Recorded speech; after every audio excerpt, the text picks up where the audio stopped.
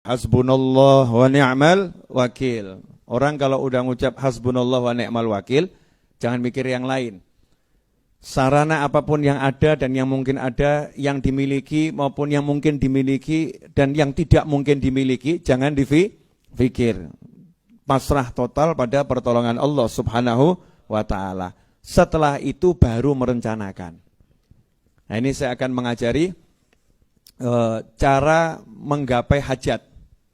Ya, cara menggapai hajat, lanjutannya yang kemarin ya. Cara menggapai hajat, biar hajat itu tercapai. Syar'i, tapi sesuai syariat ilahi. Cara menggapai hajat syar'i, sesuai syariat ilahi. Insyaallah kalau kita amalkan, kita praktekkan, hidup ini jadi mudah semuanya. Yang pertama, harus paham yang namanya hakikat segala sesuatu. Hakikat segala sesuatu. Segala sesuatu pada hakikatnya adalah dari Allah,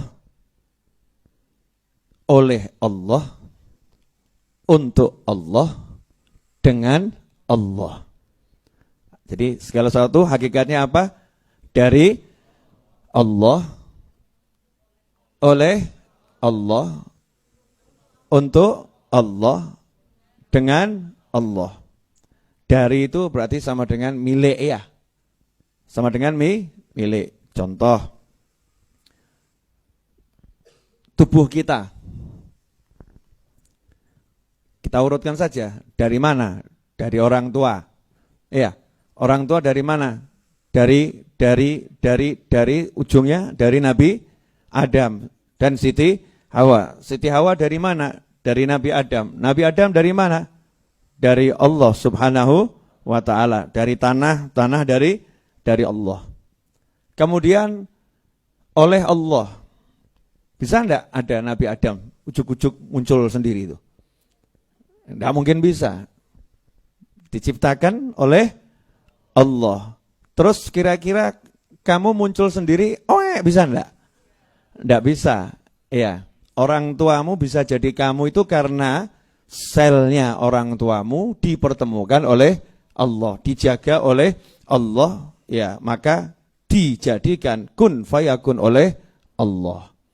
Ya, kemudian semuanya ini sebetulnya untuk Allah. Ya, untuk Allah, bukan untuk siapapun. Makanya kalau tidak kita kembalikan kepada Allah, maka kita akan salah. Enggak akan bisa benar.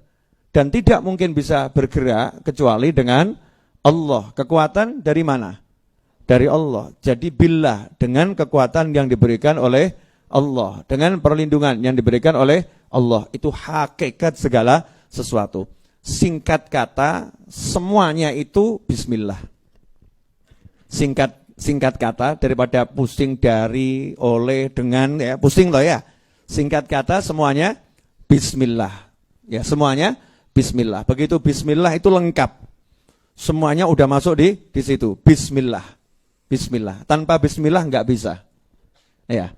Bismillahi bada'na li rabbina. Gitu kan kalau pagi baca Asmaul Husna, bismillahi bada'na. Semua dimulai dengan bismillah. Tanpa bismillah enggak bisa, enggak akan bisa, dan kalau toh tampak bisa itu gagal. Yaitu gagal. Nah, sekarang mulai kita coba ngarang. Ayo ngarang, punya cita-cita apa, hajat apa yang agak aneh gitu sedikit, tapi kamu pengen punya pesawat. Pesawat milik siapa? Milik Allah. Ya, tapi ngambilnya pakai duit gitu kan ya. Pesawat milik Allah, ngambilnya pakai duit, milik Allah. Maka jangan pernah kamu menganggap pesawat itu milik manusia. Hakikat ya. Hakikat ini miliknya Allah Subhanahu wa ta'ala. Allah kalau mau berikan ke saya bisa, karena Allah maha bisa. Berarti poin berikutnya setelah hakikatnya paham, pesawat itu milik Allah, saya pengen. Terus yang dilakukan apa? Minta sama Allah. Kalau judulnya minta sama Allah itu berarti kita mengukur milik kita atau mengukur miliknya Allah? Miliknya Allah. Mengukur kekuatan kita atau kekuatan Allah? Namanya orang minta itu berarti punya atau enggak punya? Enggak punya. Namanya orang minta tolong itu berarti dia dalam kesulitan atau kelapangan? Kesulitan. Nah, berarti kita dalam sulit, dalam sempit, dalam susah, dalam enggak bisa, minta sama yang punya, yang maha bisa, yang maha lapang, yang maha kuat, yang maha segala-galanya. Oke. Pengen pesawat. Yang punya Allah. Minta sama Allah. Minta sama Allah. Selanjutnya, sudah cukup minta. Nah, ada langkah ketiga. Langkah ketiga ini baru menjalankan syariat. Baru menjalankan syariat. Syariat minta. 1, sholat hajat. 2, minta doa dari orang lain yang doanya dijamin kabul oleh Allah Ta'ala. Siapa itu? Doanya orang tua buat anak, ya. Doanya mertua untuk menantunya. Doanya siapa lagi? Orang yang dipandang soleh. Dipandang soleh karena yang tahu soleh atau enggak soleh hanya Allah Subhanahu wa Ta'ala. Jadi orang itu kita kasih label soleh karena prasangka baik kita. Maka prasangka baik kita itulah yang menyebabkan doa kita terkabul. Karena kadang yang dikira soleh enggak soleh, salahnya luar biasa. Tapi prasangka baik kita kepada manusia yang lain ini orang soleh, maka Allah memberi sesuai prasangka baik kita. Kalau kita ana inda dzanni 'abdi bi falyadhun nabi masya. Kalau kita menyangka orang ini orang yang baik di sisi Allah, Allah akan menjadikan orang itu seperti yang kamu sangka dan kamu akan diberi seperti yang kamu sangka. Itu hebatnya prasangka baik. Jadi minta doa dari orang-orang yang dipandang soleh. Kemudian termasuk diantaranya adalah berziarah kepada yang masih hidup maupun yang sudah meninggal dunia. Penjelasannya panjang. Singkatnya itu termasuk diantara cara meminta pada Allah Subhanahu wa Ta'ala. Kemudian dengan sodakoh.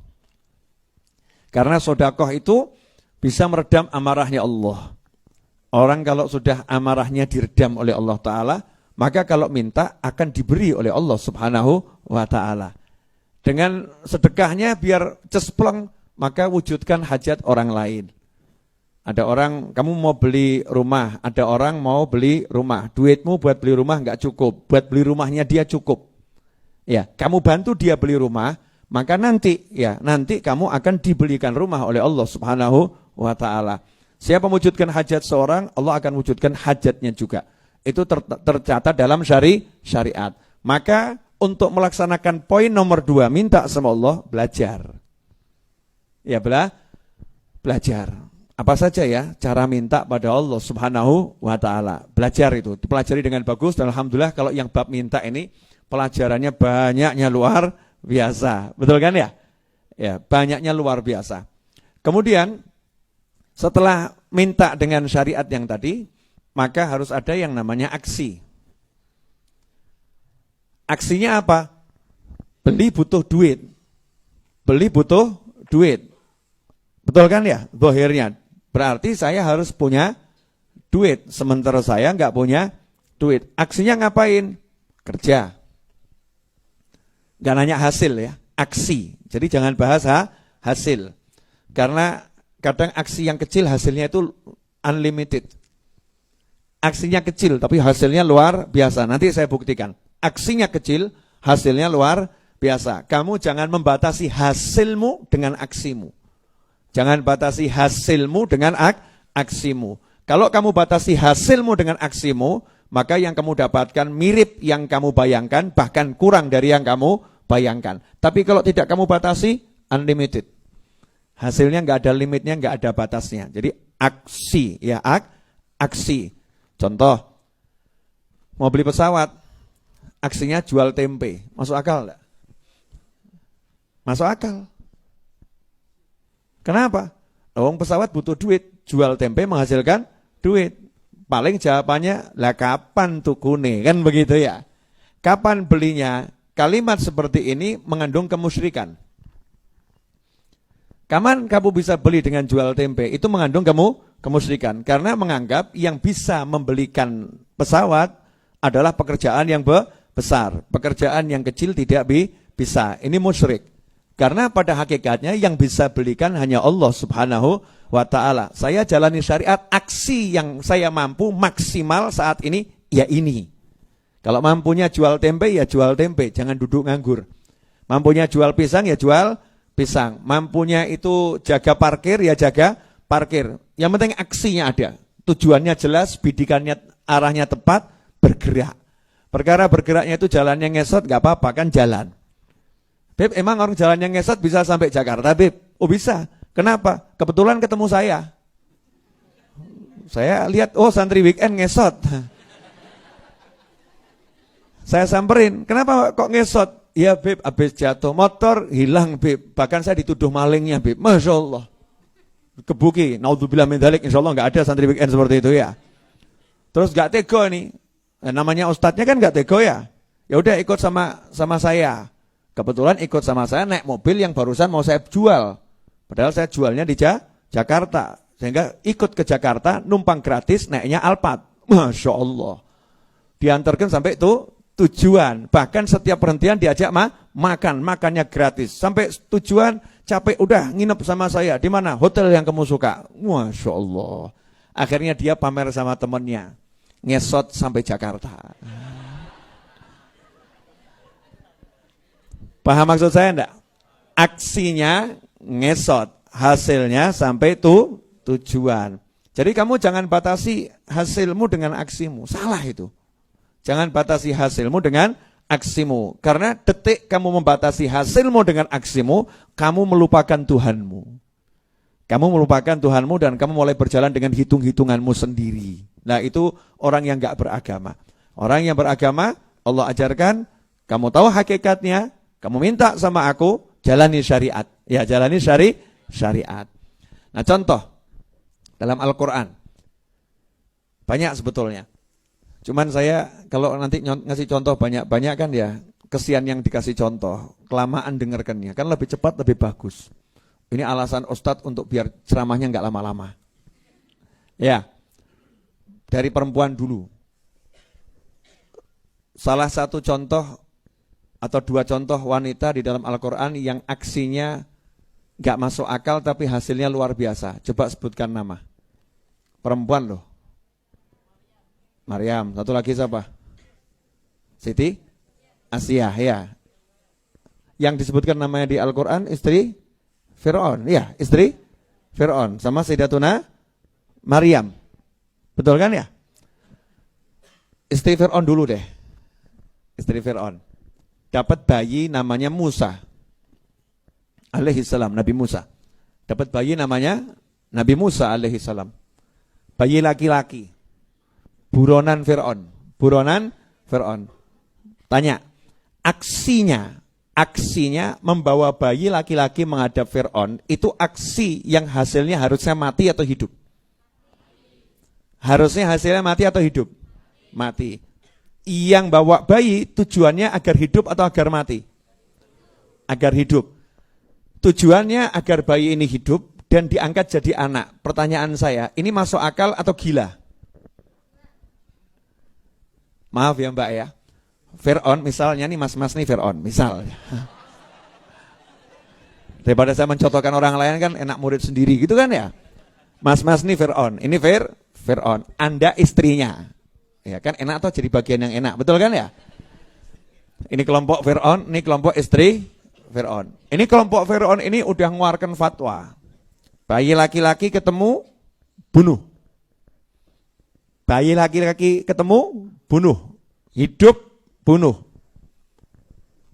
Anda sebagai istri, dengar suami seperti itu, kira-kira kalau Anda menemukan bayi laki-laki, berani tidak ngomong, yang ini jangan dibunuh, ambil anak saja. Saya mau nanya. Padahal kamu tahu suamimu bengis, sadis, dan tidak punya ampun. Dan orangnya tak punya empati, bahkan simpati. Ngeri. Kira-kira akankah kamu bawa bayi itu menghadap suamimu? Ayo jawab yang keras. Tidak. Nah kalau tiba-tiba ada wanita mengatakan, saya akan menghadap suami saya dan akan saya sodorkan bayi ini kepadanya agar dia menjadikan ini anak angkat saya. Pertanyaannya, itu waras atau kewarasan? Buat orang yang pakai pola pikir mengatakan tidak masuk akal, betul ya? Perbuatannya ngawur nih, tidak masuk akal. Ini perbuatan yang sangat-sangat menjanjikan kematian, bukan kehidupan. Tapi istrinya Fir'aun punya semangat yang besar. Dia punya cita-cita yang besar dan dia tahu dari awal udah mukmin ini, paham. Ada Tuhan, ada Allah. Bermodalkan bismillah. Hasil itu urusan Allah. Tapi aksinya benar. Karena bayi ini kalau toh dipegang siapapun, ketahuan Fir'aun akan dibunuh. Betul kan?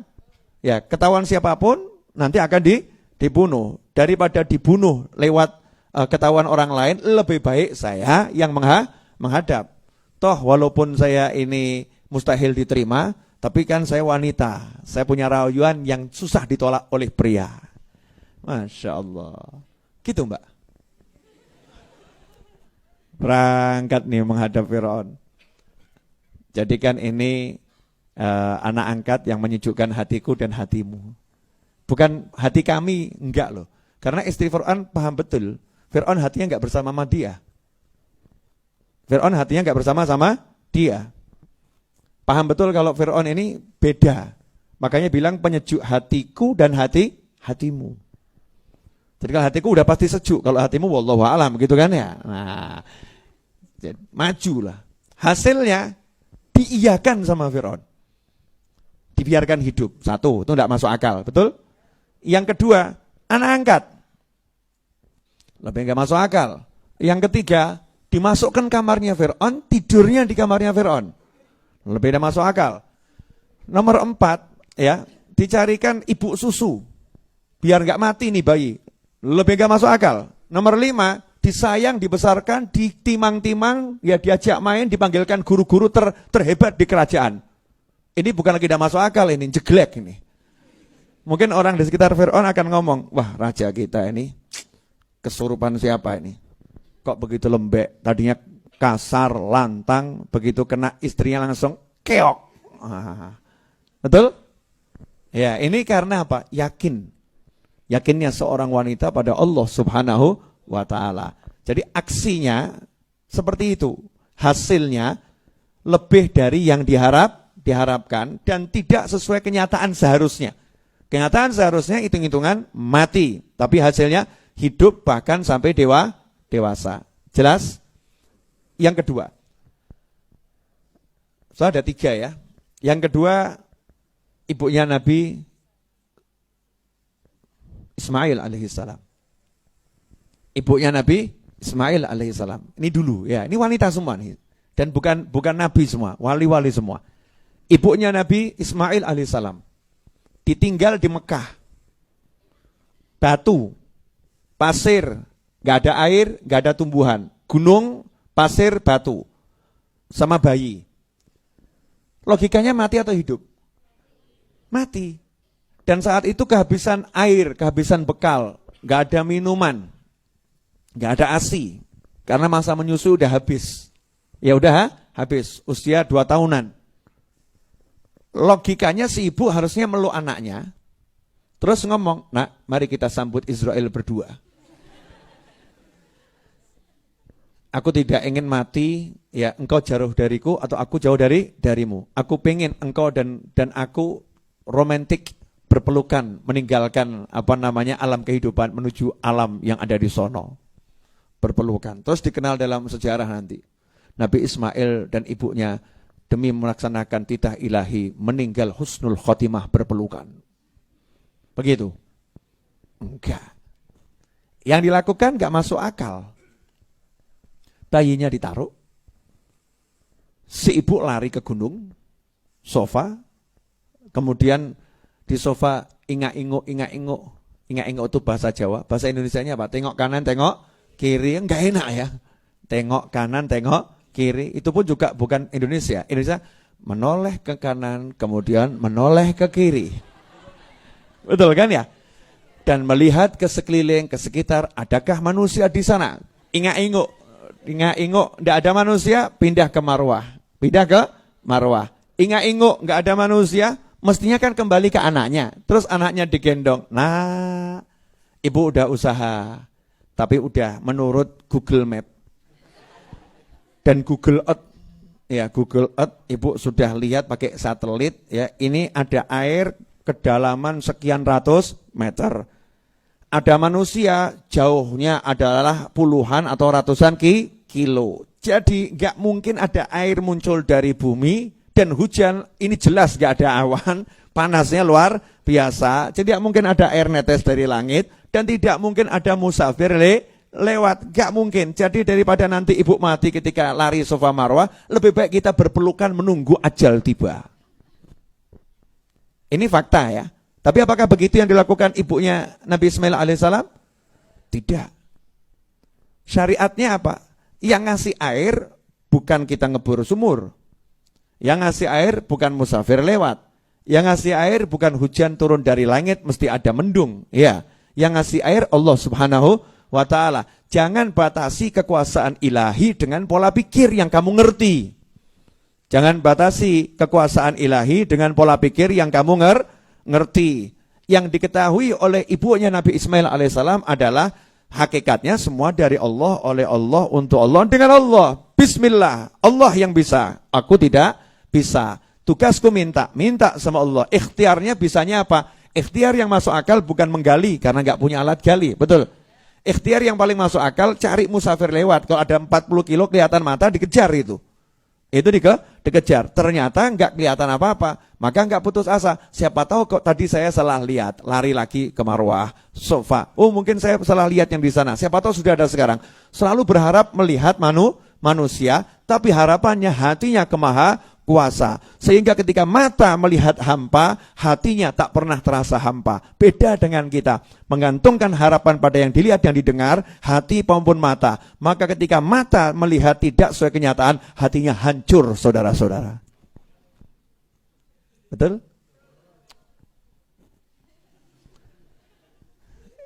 Larang logi.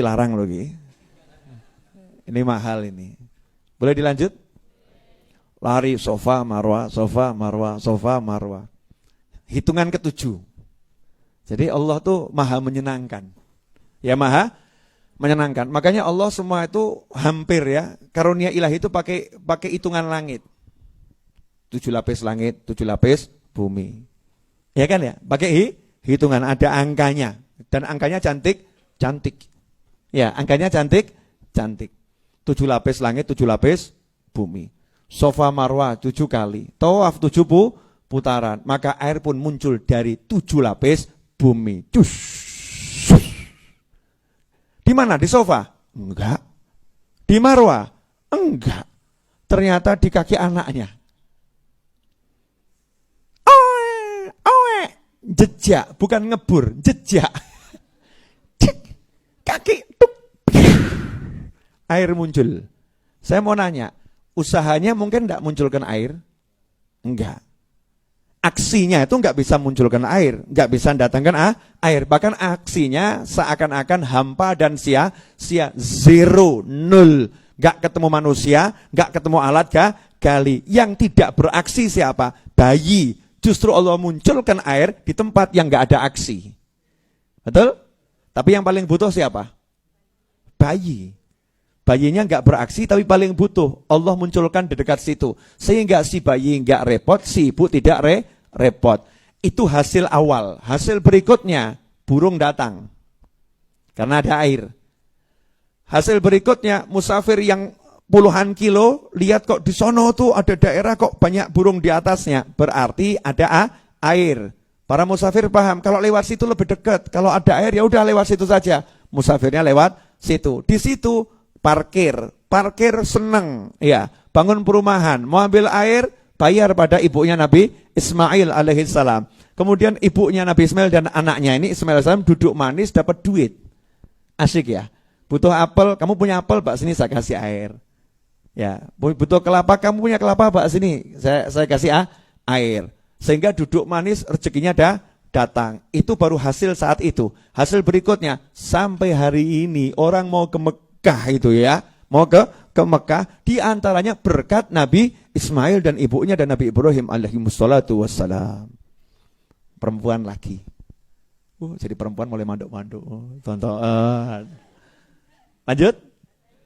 Yang ketiga, Siti Maryam. Sayyidatuna Maryam alaihassalam, ibunya Nabi Isa. Ya, ibunya Nabi Nabi Isa, yang satu ibu angkatnya Nabi Musa, yang satu ibu kandungnya Nabi Ismail, yang satu ibunya Nabi Isa. Nah kalau tiga-tiga ini ibunya Nabi jadinya seperti itu, lantas bagaimana dengan ibunya Nabi Muhammad SAW? Makanya jangan mikir yang jelek-jelek, ya gitu aja, jangan mikir yang jelek-jelek. Ibunya Nabi Isa alaihissalam, wanita, mengandung tanpa disentuh manusia. Bukan tanpa pernikahan loh ya, tanpa disentuh manusia. Gak ada dokter, gak ada apa-apa. Langsung dari Allah Ta'ala. Caranya Allah, kun fayakun. Tidak disentuh manusia. Mungkin disentuh malaikat. Malaikat mungkin bantu proses masuknya ke dalam rahim. Proses langit ya, proses langit. Hamil. Lapar haus ya di tempat yang gak ada air. Sama kasusnya, gak ada air. Di bawah pohon kurma. Pohon kurmanya besar, tinggi, manjat gak mungkin. Maunya enggak ada senggek itu. Gak ada senggek. Senggek itu apa? Galah ya. Ya galah itu ya sudahlah galah gak apalah. Galah ya, gak ada senggek, gak ada galah. Tangan gak bisa menjangkau. Logikanya apa? Nunggu. Ada orang yang bisa bantu manjat. Posisinya semua orang lagi benci beliau. Semua orang lagi benci Sayyidatuna Maryam alaihissalam, benci, sebel. Ini perempuan gak bener, ini perempuan gak baik, ya dicemooh, dicaci, dimaki, dihina, sehingga beliau menyepi. Ya beliau menyepi di bawah pohon, hamil, hampir melahirkan. Pertanyaan saya, kalau kamu jadi wanita tersebut, sedih atau gak sedih? Sedih kan ya? Sedih banget. Apa kata Allah Ta'ala? Wahuzzi. Batang korma tempatmu bersandar itu goyangkan. Nanti buahnya akan berjatuhan. Dan di bawah kakimu itu ada sungai mengalir sebetulnya. Jadi cuman pakai tangan digali akan muncul airnya.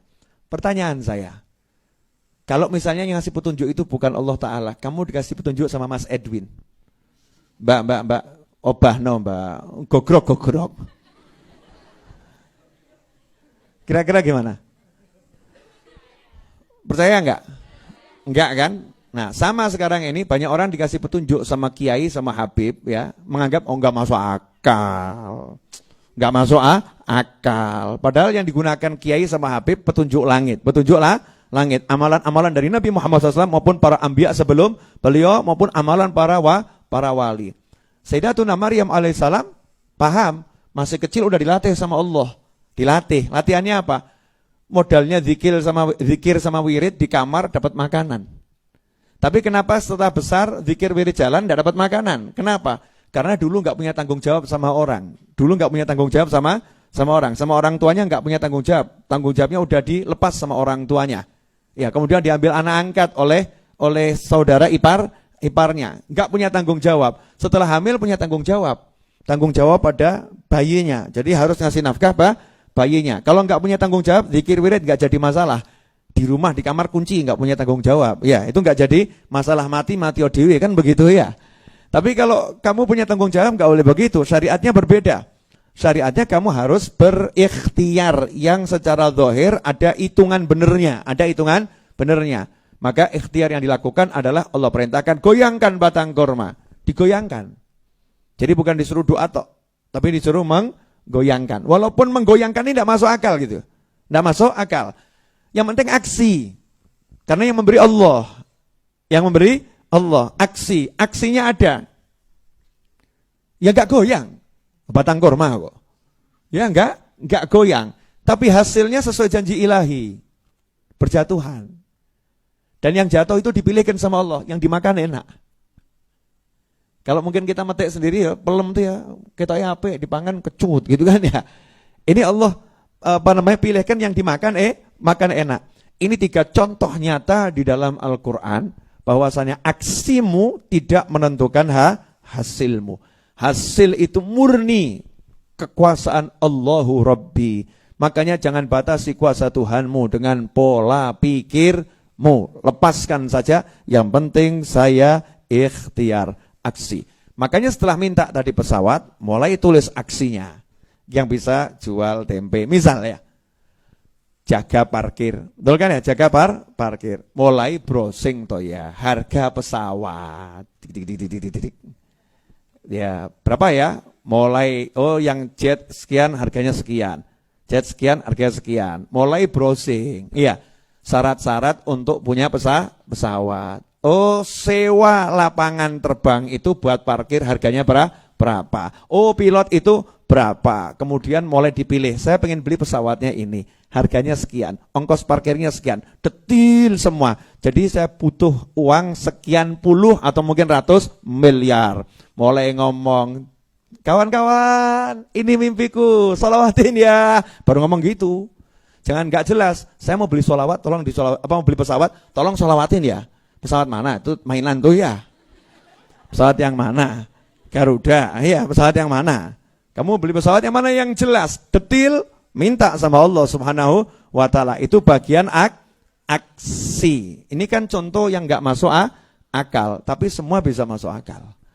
Karena masuk akal gak masuk akal itu bukan kalimat, tapi data. Kita bicara data. Datanya yang kita percaya itu yang nyata. Data kalau gak nyata jangan dipercaya. Data yang jelas-jelas nyata itu ada dalam Al-Quran, gak mungkin salah. Kamu percaya sama data dari berita, dari laporan manusia. Tapi data dari Al-Quran kok kamu gak percaya, kan aneh. Mukmin kok gak percaya data dari Al-Quran. Data dari hadis Nabi Muhammad SAW. Tuh tunanetra yang datang menghadap Nabi. Ya, minta matanya disembunyikan dari tunanetra. Minta seperti itu. Gak masuk akal tuh. Namanya mata tunanetra ini ya harus operasi, ganti kornea, macam-macam banyak ya. Kecuali kalau tunanetranya karena stres. Ya, psikologis itu memang disembuhkannya enggak dengan obat itu, jiwanya disembuhkan, nanti matanya bisa melihat biidznillah insyaallah. Tapi ini enggak, ini memang karena tunanetra bukan karena psikologis.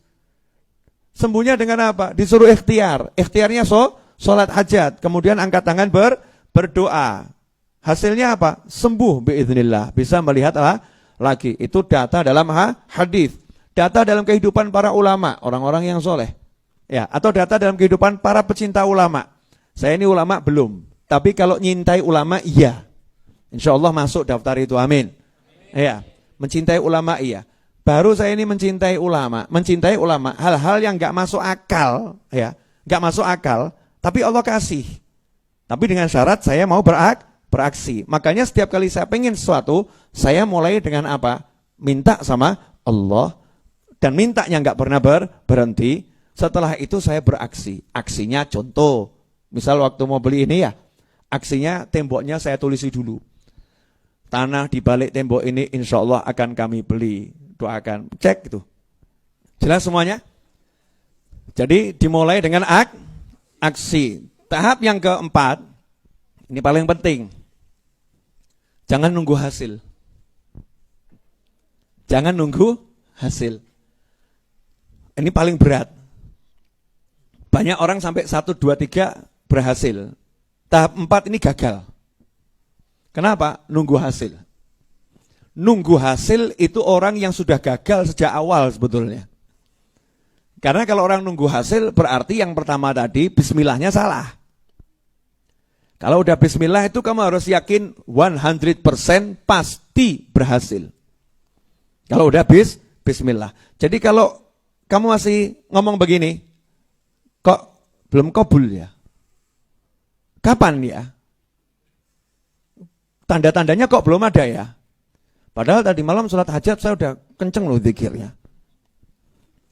Bahkan hasbunallahnya itu saya paling banter. Hasbunallah wa ni'mal wakil. Bengok lah aku ya. Tanda-tandanya kok belum muncul ya? Kok belum muncul ya? Ini berarti di nomor 4 gagal dia. Orang yang betul-betul yakin sama Allah Subhanahu wa taala enggak pernah nunggu hasil. Judulnya adalah menikmati proses. Jangan menunggu hasil, tapi menikmati proses. Jadi prosesnya dinikmati. Proses dia berdoa, proses dia bekerja, ya, proses dia bekerja, proses dia ngumpulin data dan lain sebagainya. Dan semua itu dilakukan dengan senang. Proses itu dilakukan dengan senang. Kenapa dengan senang? Karena bismillah. Minta sama Allah, dengan Allah, oleh Allah, untuk Allah. Kalau udah seperti itu, senang hatinya. Kenapa? Apapun yang ditemui dalam proses, proses itu bukan masalah, tapi jalan menuju hasil. Jalan menuju hasil. Dan hasil yang kamu inginkan sudah jelas. Gak mungkin Tuhanmu mendustaimu. Ud'uni astajib lakum. Minta sama aku, pasti aku kabulkan yang kamu minta. Kalau udah dengar begini, rasanya hidup itu mudah atau susah? Rasanya hidup itu mudah atau susah? Kenyataannya?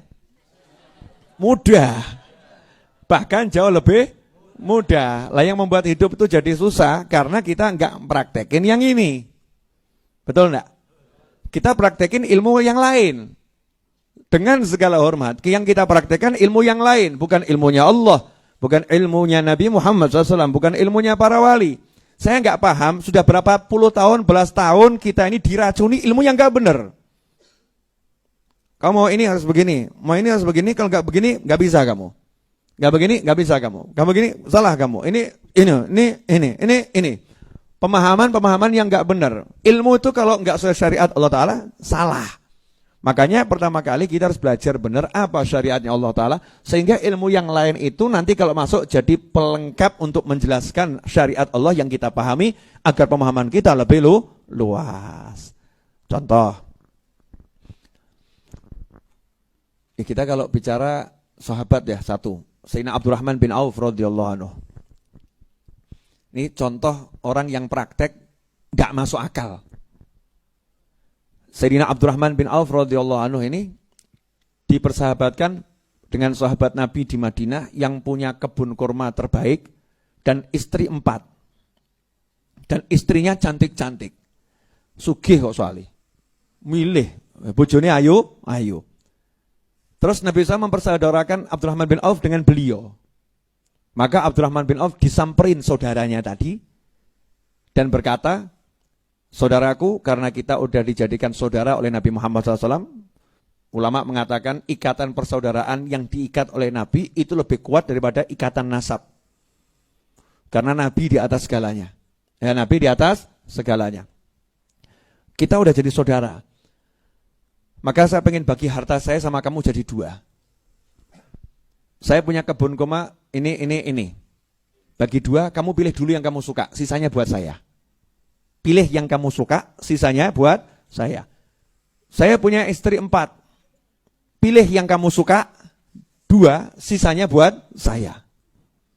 Katanya tadi sahabatnya, nanti akan saya sampai masa idahnya selesai, tinggal kamu nikahin. Dan istrinya sami'na wa ata'na. Itu saudara kamu di jalan Allah karena Nabi yang persaudarakan berarti juga saudaraku. Jadi enggak ono nafsu wedok-wedok saiki nu gak ono. Nafsu lanang-lanang saiki ya gak ono. Padha wae ini manusia-manusia luar biasa. Tapi jangan kamu praktekkan sama istrimu kalau kamu bosen. Ya, Dek ya, kamu tak sedekahkan ke temanku ya. Ngawur kamu. Ini namanya pelanggaran tingkat 2000 ya. Hukumannya cambuk 70.000 kali itu ya. Tidak berperi kemanusiaan ya, dan tidak beradab, melanggar banyak hal dia. Melanggar banyak hal. Itu bisa tuntutan hukuman berlapis itu. Pasal berlapis. Apa jawaban Abdurrahman bin Auf radhiyallahu anhu? Itu kalau kamu jawabnya, wah beneran mas, Masya Allah. Saya ini dari Mekah berangkat ke Madinah gak bawa apa-apa. Alhamdulillah kok punya dulur baiknya kayak gini. Sugih, bojone ayo sisan. Ya, Masya Allah rezeki ini. Makasih. Udah kapan mau dibagi? Ini kalau mas-mas ini begitu. Mas-mas ini begitu. Sayyidina Abdurrahman bin Auf radhiyallahu anhu tidak masuk akal jawabannya. Sun, pun boten usah katen. Terima kasih, enggak usah seperti itu. Istrimu biar tetap jadi istrimu. Kebun kormamu biar tetap jadi kebun kormamu. Saya minta tolong satu saja. Tunjukkan pasarnya di mana. Tempat jual beli di Madinah ini di mana? Tunjukkan di situ. Saya mau bisnis. Gak duit lebu pasar. Keren ya. Gak punya uang, masuk pasar. Mau kerja, mau cari uang, dan tidak punya uang. Masuk pasar. PD-nya luar biasa. Kata orang mungkin, bodoh ini ya. Tawari enak kok golek rekoso. Tapi jiwa mukmin itu begitu. Jiwa mukmin itu bukan menolak rezeki, bukan. Tapi nggak mau nyusahkan orang lain. Wong belum kepepet kok. Kalau kepepet wajib. Ya kalau kepepet nyawa terancam, sakit, kalau nggak berobat mati, ya itu wajib dia. Kalau nggak punya uang wajib minta tolong sama yang lain yang punya. Subhanallah, masuk pasar. Baru kurang lebih seminggu atau 2 minggu ngadep sama Nabi SAW, kelihatan wajahnya berseri-seri. Maaf ya mas ya, wajah temanten baru tuh kelihatan nyata. Nah kalau kamu nih manten juga enggak. Iya, baru yang enggak, jadi ya wajah-wajah yang ya sebegitulah. Kalau temanten baru tuh wajahnya sumringah. Ya, sumringah gitu. Sehingga Nabi SAW menegur, menyapa. Barusan nikah ya kamu ya? Dijawab, ya Rasulullah SAW. Dapat janda atau gadis? Gadis ya Rasulullah. Wah, maharnya apa? Maharnya apa? Ya ada emas sebiji kurma ya Rasulullah. Baru masuk pasar sebentar udah bisa beli emas biji kurma. Besar tuh saat itu ya. Masya Allah. Karena apa? Yang penting aksi. Gak mikir hasil. Tapi punya cita-cita hasilnya apa? Punya cita-cita hasilnya apa? Lah ini yang gagal dipahami oleh banyak orang. Mentoknya orang itu minta aja takut. Betul ya? Mentoknya orang minta saja takut. Contoh tadi, Mbak tadi karena muridnya santri weekend Ar-Raudhah gak takut minta pesawat. Pede ya. Coba kalau orang lain, kamu hidup ini pengen apa? Ya yang realistis aja lah. Realistis. Mobil. Mas, motor saja saya itu kalau beli ngutang aja angsurannya juga kebayar. Jadi kalau ya realistis, ya minimal punya motor. Rumah, ya kalau harus ngontrak ya kontrakan yang gak usah gede-gede mas, penting cukup sama istri anak saya. Beli, ya kalau boleh nyicil ya insya Allah saya tak beli, bayarnya 30 tahun.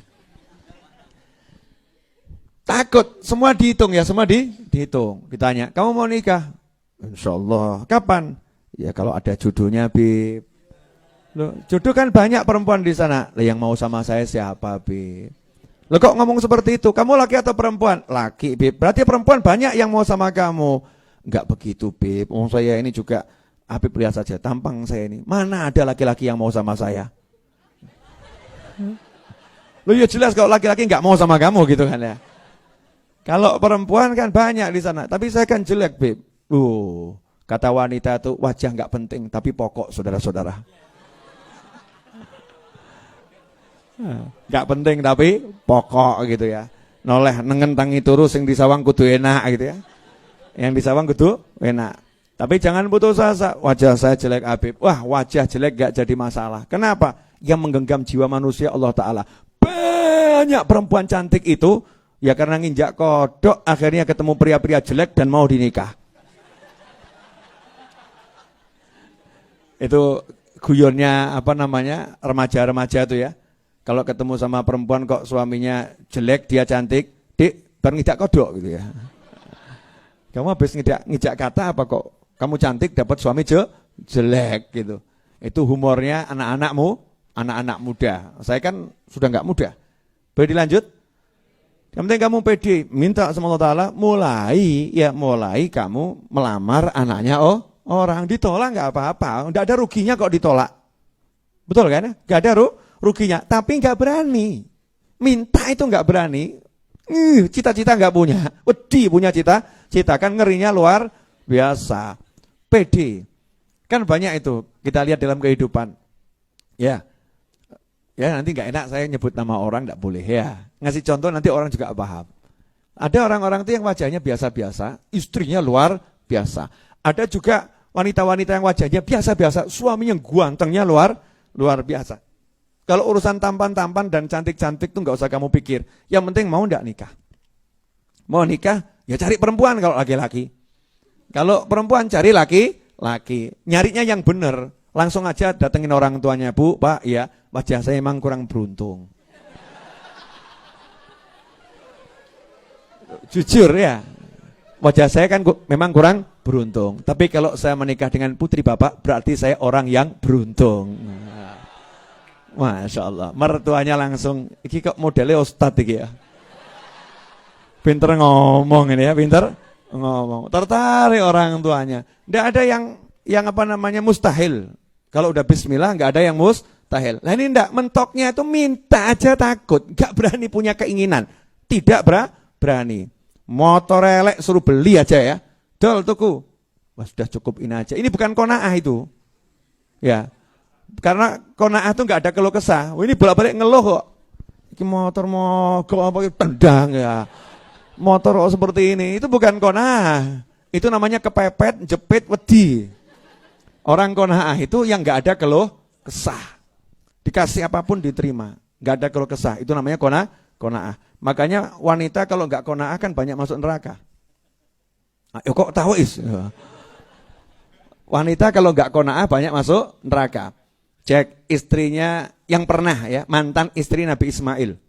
Mantan istri Nabi Ismail alaihissalam. Dalam kisah yang kita dengar dalam berbagai literatur ya, dalam berbagai sumber yang sah.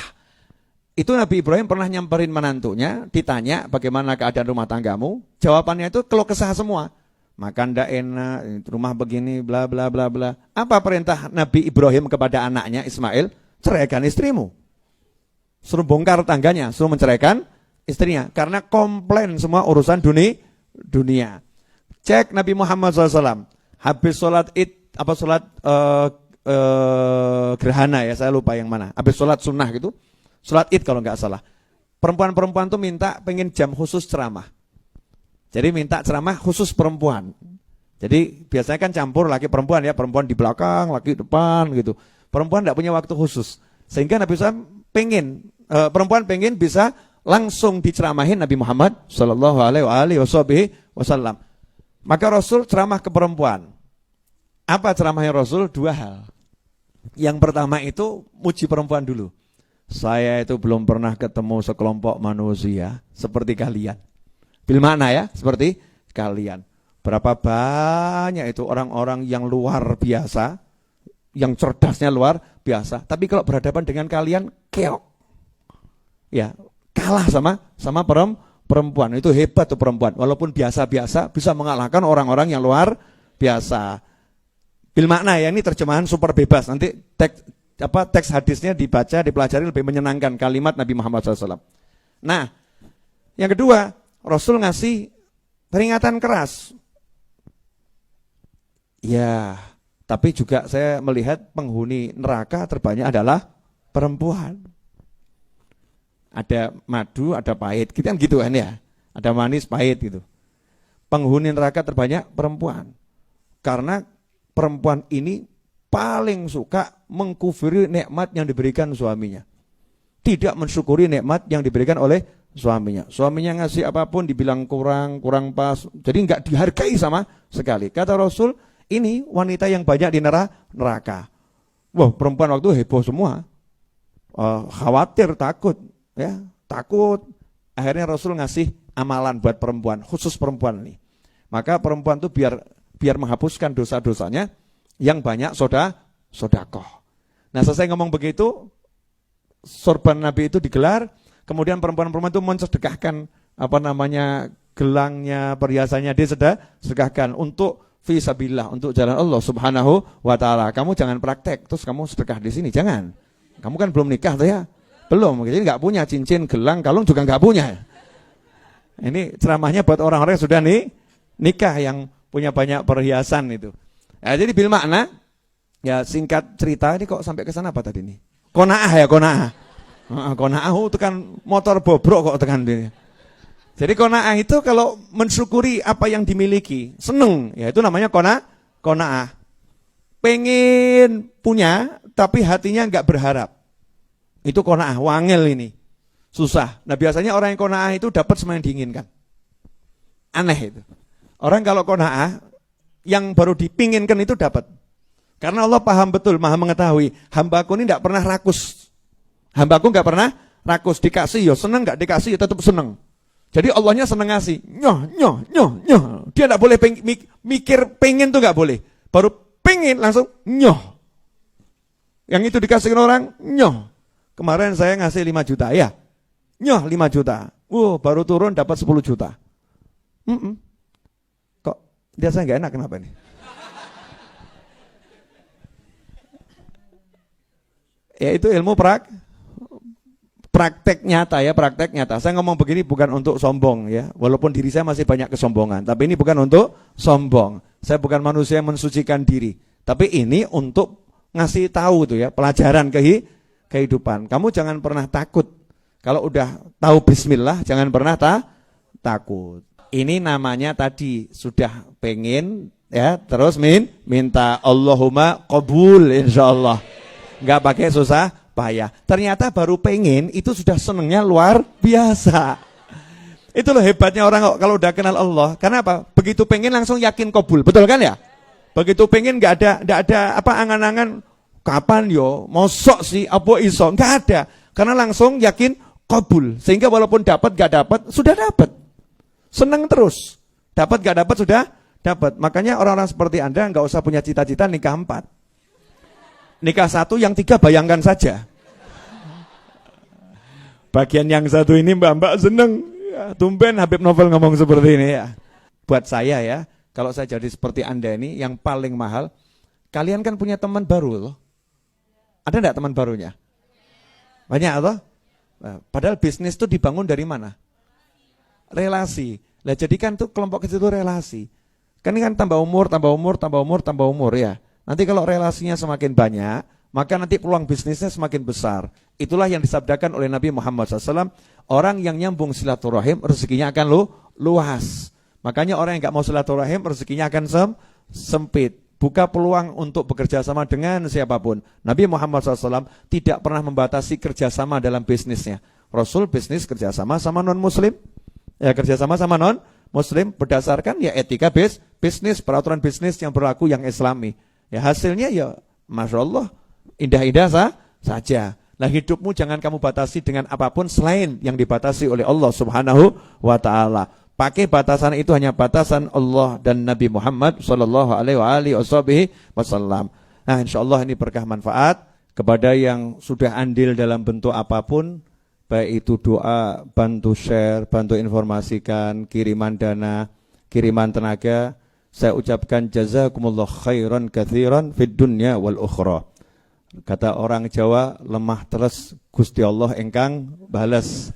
Hanya Allah yang bisa membalas, karena saya tidak bisa membalas apa-apa, dan apapun balasan yang saya berikan itu tidak sepadan dengan yang Anda berikan dalam bentuk apapun. Bagi yang ingin membantu sampai lunas dan seterusnya, ya dan seterusnya, maka bisa transfer ke nomor rekening yang telah saya share. Insya Allah nanti akan ada di layar monitor ini. Insya Allah. Mudah-mudahan barokah untuk semuanya. Ya, mudah-mudahan barokah untuk semuanya.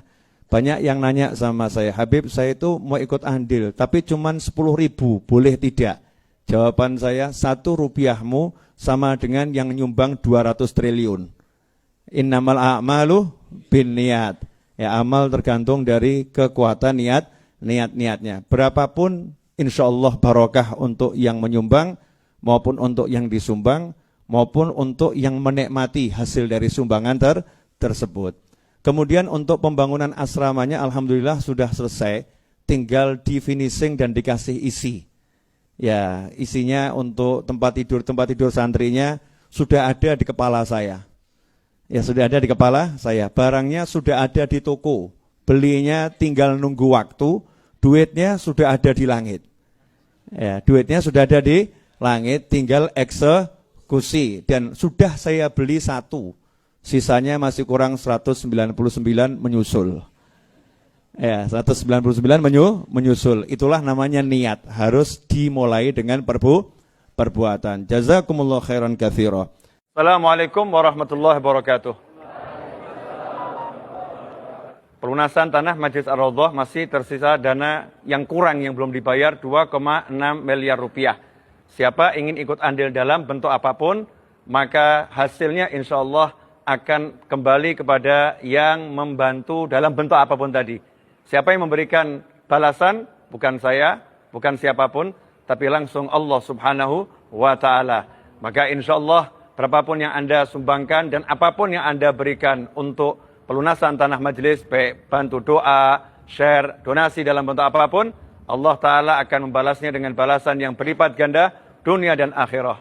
Kami mendoakan siapapun yang ikut andil untuk majelis ini dalam bentuk apapun, termasuk hadir ke majelis, ya ikut kegiatan santri weekend, donasi dalam bentuk rupiah, dolar, dinar, dirham, atau apapun, serta bantu share dan mendoakan semoga mendapatkan jannahnya Allah Subhanahu wa taala dan mendapatkan syafaatnya baginda Muhammad SAW dan mendapatkan ridhonya Allah Subhanahu wa taala dalam kehidupan dunia, diberi kemudahan dan kebahagiaan, di akhirat mendapatkan yang terbaik.